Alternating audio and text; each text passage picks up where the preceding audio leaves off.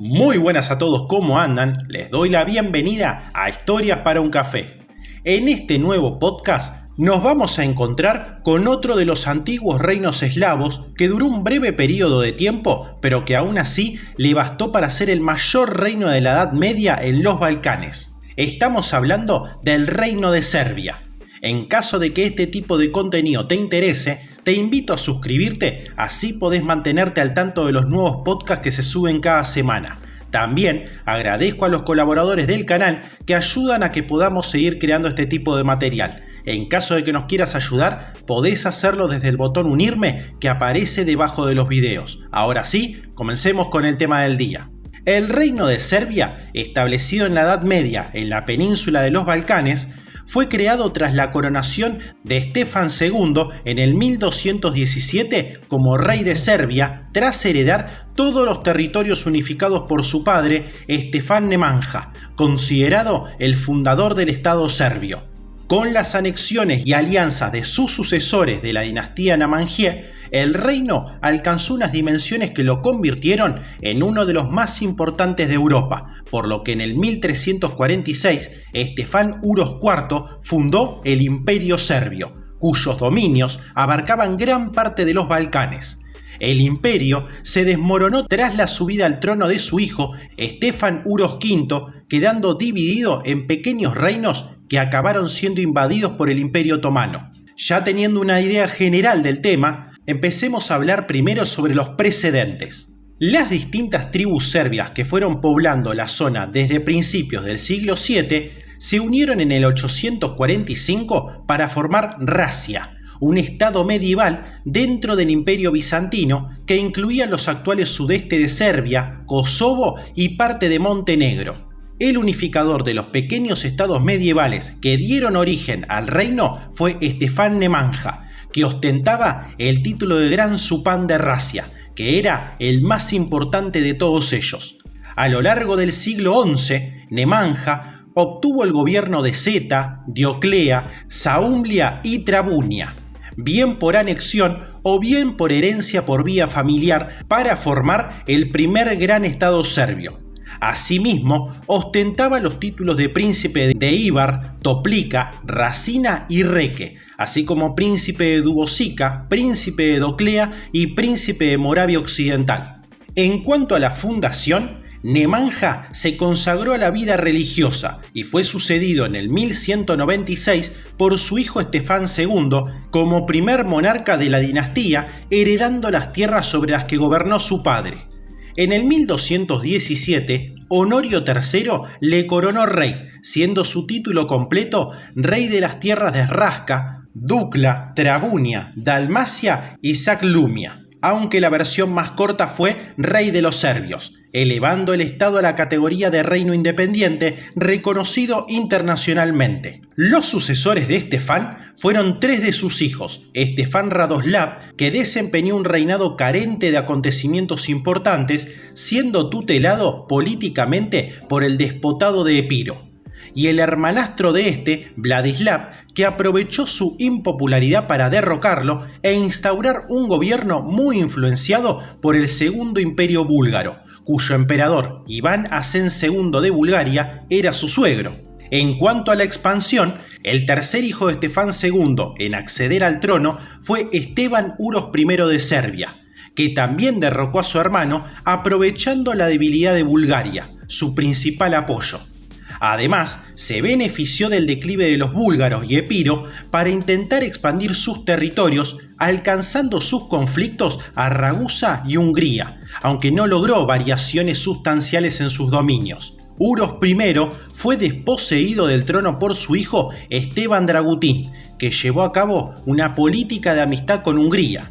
Tras un accidente, debió renunciar al trono, siendo sucedido por su hermano Stefan Uros II, aunque mantuvo el título de rey de Sirmia, zona que le había sido concedida por los húngaros. Stefan Uros II impulsó un gran florecimiento económico y cultural de Serbia, además de la conquista de nuevos territorios y una mejora de relaciones con el Imperio Bizantino. En sus primeros años atacó precisamente las posesiones bizantinas y logró conquistar el norte de Macedonia, con la ciudad de Skopje, que se convirtió en su capital. Continuó sus anexiones en territorio bizantino hacia Cábala y en el 1284 obtuvo el control del norte de Albania y la ciudad de Dirraquio. En el 1299 firmó la paz con los bizantinos, a quienes a partir de entonces ayudó a detener el emergente Imperio Otomano. No obstante, no logró la anexión del reino de Sirmia, gobernado por su hermano, que el rey Carlos I de Hungría no permitió, aunque logró el control sobre Braničevo. A su muerte, Serbia era, tras el reino de Hungría, el estado más poderoso de la zona. A Estefan Uros II le sucedió su hijo, Estefan Uros III, contra quien Bulgaria y Bizancio establecieron una alianza que en el 1330 organizó la invasión de Serbia, pero el ejército de Uros III consiguió abortar la operación con su decisiva victoria en la batalla de Belvaz, donde además murió el emperador búlgaro Miguel Shishman. Sus conquistas permitieron a Uros III extender las fronteras de Serbia hacia el sur, hacia la Macedonia bizantina. Hablemos entonces ahora sobre el imperio. Algunos de sus cortesanos, sin embargo, estaban descontentos con las políticas de Uros III y conspiraron para destronarlo en favor de su hijo Estefan Dušan, que reinó como Estefan Uros IV Dušan. Bajo el liderazgo de Dušan, Serbia consiguió su máximo esplendor y apogeo, aunque transcurrió en un panorama político complicado y turbulento, complicado por el avance de los turcos otomanos por Anatolia. Además, rompió la alianza con los bizantinos y extendió sus posesiones a costa de sus territorios de Prilep, Ohrid, Vardar y Kastoria, en su avance hacia Macedonia por el sur. Por el norte, venció a los húngaros y conquistó la región de Moesia. Así, en el 1346, Dušan fue proclamado zar de Serbia y proclamó el imperio, convirtiéndose en el primer emperador de Serbia y Grecia, con unos dominios que alcanzaron la mayor extensión de la historia de Serbia.